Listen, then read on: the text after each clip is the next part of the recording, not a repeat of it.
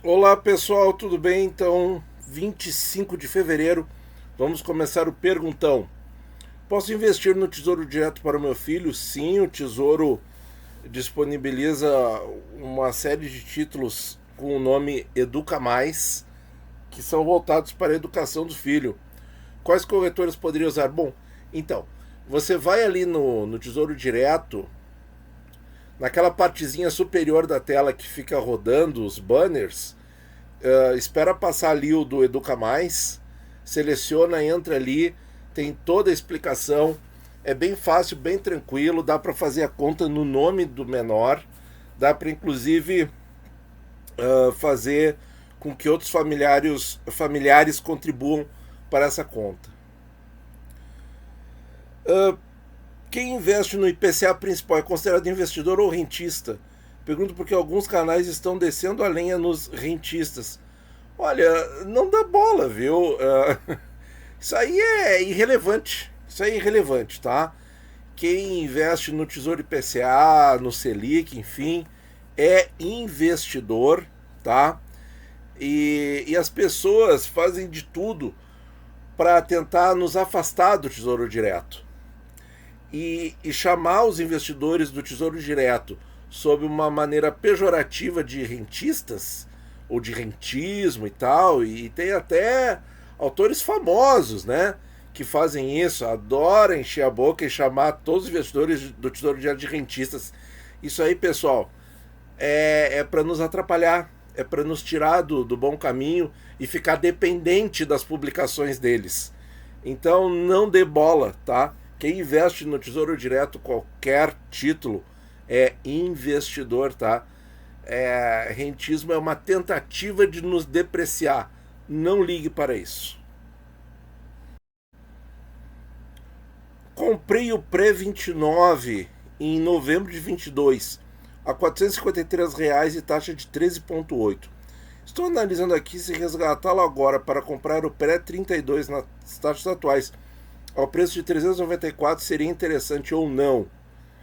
Pois comprei 11 títulos do 29, com o dinheiro do resgate consigo comprar quase 16 títulos. Esse é um critério que eu gosto bastante. Se você tinha uma quantidade menor de títulos e passa a ter uma quantidade maior, já é um sinal verde, tá? Ou seja, pensando na estratégia de marcação mercado para acumular no prefixado seria bem interessante, eu concordo.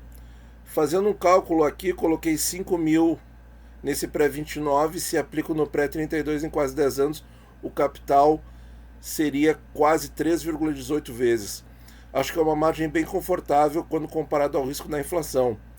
Como viu o seu vídeo do pré-32, pensei em fazer essa manobra. Acho que o meu raciocínio está correto. Eu acho que sim, tem um risco, né? Como a gente sabe, todos os prefixados têm esse risco. Mas eu acho que se é para tentar alguma coisa mais arriscada de marcação a mercado, é para ser com prefixado mesmo, porque prefixado eu acho que a gente não tem apego e não tem pena de trocar, entendeu? Então, prefixado é isso aí. Deixa eu ver, você comprou por 453, só para a gente ter uma ideia, pessoal. Hoje o resgate, eu vou calcular em termos brutos, tá? 592,99 dividido por 453 com 77,77. Olha, é um ganho de 30% no bruto. 30% em quanto tempo? 2 anos, né? 2 anos e 3 meses. E. Pô, é um ganho e tanto, hein? 30% em um pouco menos de 2 anos e meio. E uma taxa de 13,8. Qual é a taxa de resgate dele? 14,6. Ele está dando um ganho muito interessante, mesmo com a alta da taxa. Que resultado bom, hein? Eu acho que sim, eu acho que é altamente positivo. Você vai aumentar as taxas no pré-32 e o pré-32. Qual é o grande argumento a favor do pré-32? É que ele rende no bruto até o vencimento mais do que o IPCA 35 rendeu durante 9 anos na melhor taxa sem marcação a mercado, que foi a 7,80. até em 2016 até 7,80 em 2025, ele rendeu 13,4% ao ano. E a 14% agora o pré-32 está rendendo mais do que isso no bruto.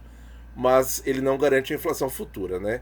Mas como a ideia é justamente fazer uma marcação a mercado, correr um pouco mais de risco, e a pessoa está consciente do risco, eu acho que o raciocínio está correto, sim.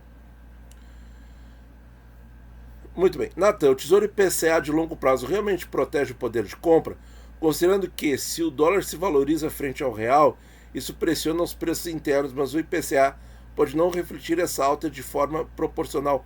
Haveria risco de juros reais negativos? No Tesouro IPCA, pessoal, não tem como isso acontecer. A não ser que a economia do Brasil tivesse tão boa, mas tão boa, mas tão boa como a da Suíça, por exemplo, que você pudesse ter um título assim, IPCA -1. Quando que um título desse vai ser lançado no Brasil, pessoal? Coloque a mão na consciência, IPCA -1. Nunca, né? Nunca. Eu acho que todo mundo respondeu mentalmente nunca. Nunca vai existir um título desse. Então não se preocupe com isso. Já no Tesouro Selic o papo é outro, né? Porque na Selic a gente teve Selic a 2%, com inflação rodando a 4%. Aí nós tínhamos um juro real negativo de -2%. Né? E ainda tinha que pagar imposto de renda. Por quê? Porque tinha ganho nominal, né? Mesmo com juro real negativo. Mas no Tesouro IPCA isso é impossível. Lembrei de um vídeo que analisou carteira recomendada de bancos do ano passado. Será que foi bom o rendimento final? Olha, podemos conferir. De repente deixa aqui no comentário de carteira recomendada para 24 qual foi o banco, né? Qual é o nome do vídeo que eu fiz isso, que eu recupero os dados e a gente confere isso. É uma boa ideia. Natan, devemos ter impresso comprovante de investimentos ou não é necessário? Eu acho que sempre é bom documentar, mas não precisa imprimir, pode ser o print da tela. Bom, um dia teremos vídeo falando dos títulos do Tesouro em dólar. Só que isso é disponível no exterior, né? São prefixados com juros. Como não está no Tesouro Direto, eu prefiro não falar ainda disso, porque tá fora do Tesouro, envolve um investimento de outra forma, que não é o foco do nosso canal por enquanto. Quando a Selic sobe, acaba aumentando os gastos de quem produz. Como isso pode abaixar a inflação? Simples, porque as pessoas não vão vão adiar compras, vão adiar viagens, vão adiar, por exemplo, trocar o carro, e vão deixar o dinheiro aplicado. E aí o dinheiro vai ficar parado, não vai ficar na economia, não vão comprar produtos, os comerciantes vão se forçar a baixar os preços para tentar vender mais, e aí a pressão inflacionária vai embora. Essa é a ideia. Tenho 66 anos, onde aplicar 300 mil? Gostaria de uma opinião, sou ouvinte assíduo do canal. Seguinte, a gente não pode dar recomendação. Isso aqui é uma previsão legal que existe, tá? A gente não pode dar recomendação. Mas nós temos uma playlist bastante grande sobre aposentadoria, tá? Eu sugiro dar uma olhada nos vídeos que estão lá, playlist de aposentadoria, e de vez em quando a gente tem, às vezes no Perguntão, às vezes naquela série antiga que eu fazia, que era Tesouro Talks, e também na série dos 5 minutos, tem vídeos lá de o que é melhor investir com 60 anos, investindo durante a aposentadoria, né, esse tipo de coisa. Se for do agrado de vocês, pessoal, deixa aqui nos comentários. Eu posso, porque eu estava pensando em fazer para essa semana a carteira de risco moderado, né, com o IPCA 40 e o 50, e a gente pode fazer para o carnaval já que vai ficar meio sem dados econômicos, não vai ter muito assunto, mas eu sei que tem gente que vai querer continuar estudando e se informando, a gente pode fazer carteiras para os aposentados, né? Quais títulos do Tesouro comprar hoje para quem é aposentado e nunca comprou e de repente tem um dinheiro aí, quer investir, quer ter um complemento de renda. Se vocês quiserem, deixem nos comentários aí que a gente faz, tá? Mas assim, uma recomendação direta a gente infelizmente não pode fazer, porque existe previsão legal para isso, né? Muito bem, como está funcionando a cobrança da taxa semestral? A taxa semestral agora ficou bastante fácil, bastante simplificada, é assim. A gente só paga em 3 situações: no vencimento do título, no resgate antecipado ou no recebimento dos juros semestrais do pré-fixado com juros e do IPCA com juros, tá? No caso dos rendas e dos educas, quando eles forem mais do que 4 salários mínimos no caso do educa, ou 6 salários mínimos no caso do renda mais, aí a gente vai pagar uma B3 proporcional ao excedente de 0,10% ao ano na fase da renda, tá? Que é um vencimento consecutivo ao longo de vários meses. Mas a regra é a mesma, continua sendo no vencimento, no resgate antecipado e no recebimento de juros e ou das amortizações mensalidades dos educas e dos rendas. Momentos decisivos para o investidor. Tem o IPCA 26, estamos a 1 ano e meio do seu vencimento. Em tempos de taxas altas, aproveitar o momento e com o valor já aplicar em seu destino final, complementar a aposentadoria ou aproveitar o tempo que ainda tenho para acumular. Na indecisão meio a meio. Olha, eu acho que você já respondeu, né?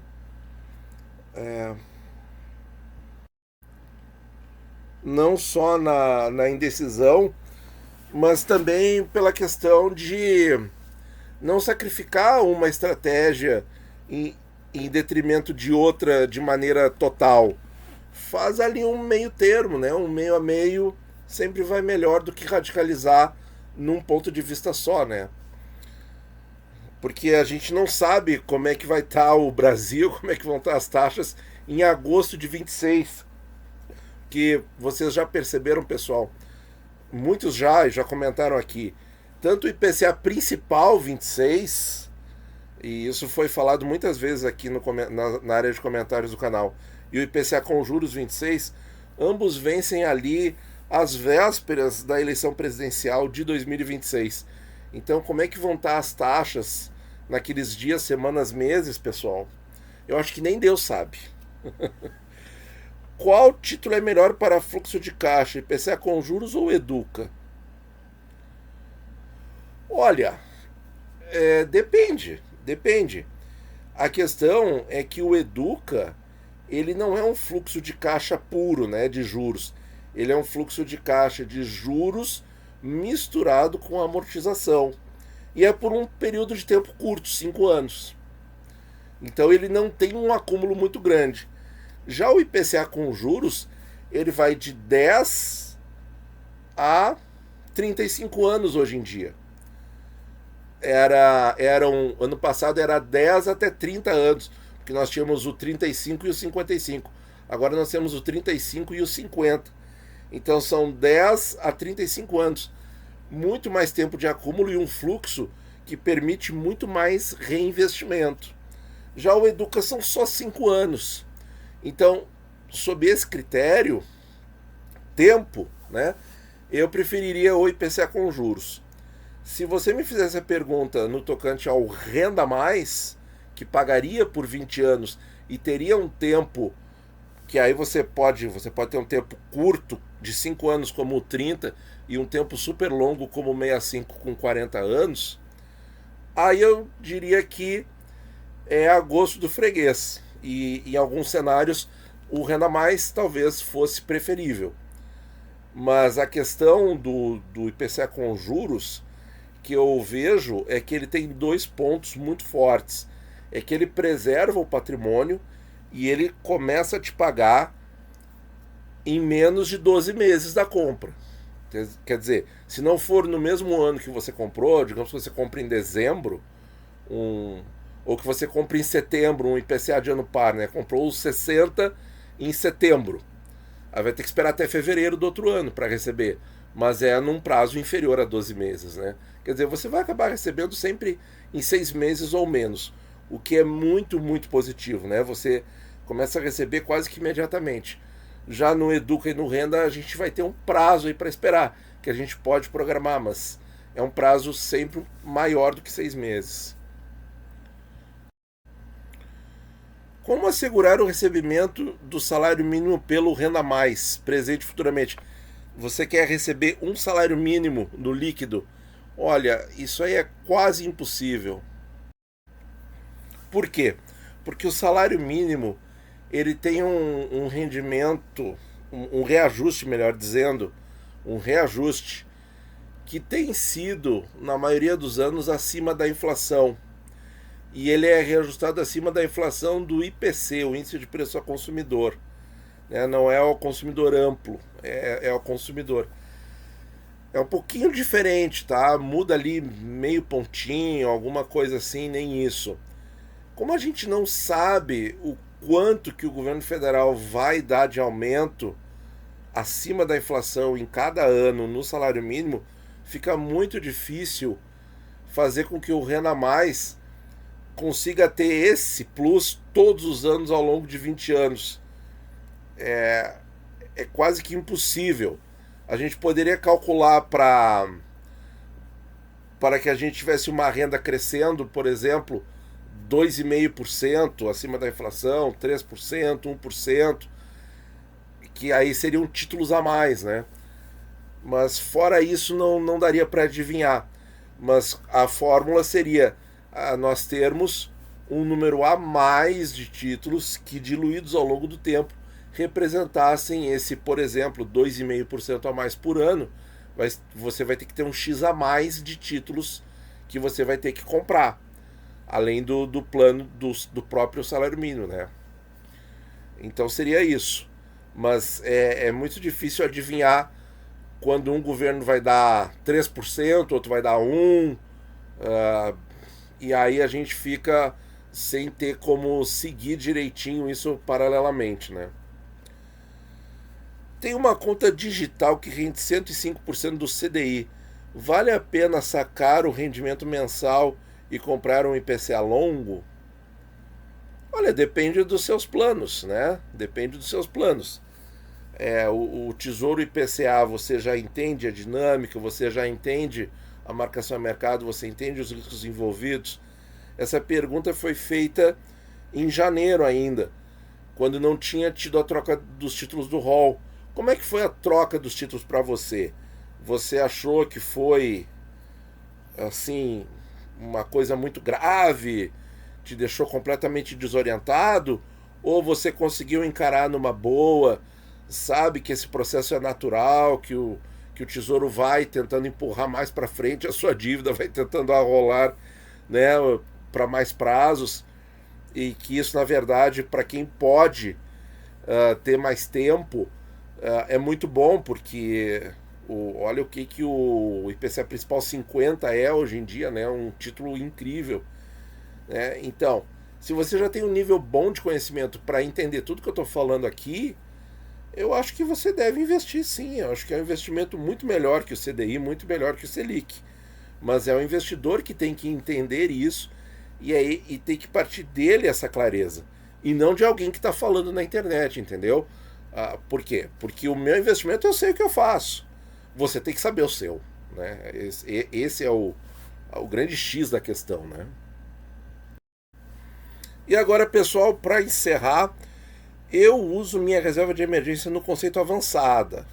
50 Selic, 50 IPCA curto. Muito bem, o IPCA 29 está assim. Vocês viram o vídeo que eu fiz sobre os riscos do IPCA 29? Uma barbada, né, pessoal? Esse vídeo abriu minha mente. É um vídeo sobre o Educa. Acho que eu vou fazer 25% no Educa, 25% IPCA principal. E os outros 50% Selic? Vou estudar. Perguntão. Olha, desejo aí bons estudos. Se tiver dúvidas específicas, manda pra gente. A princípio eu não tenho nada contra.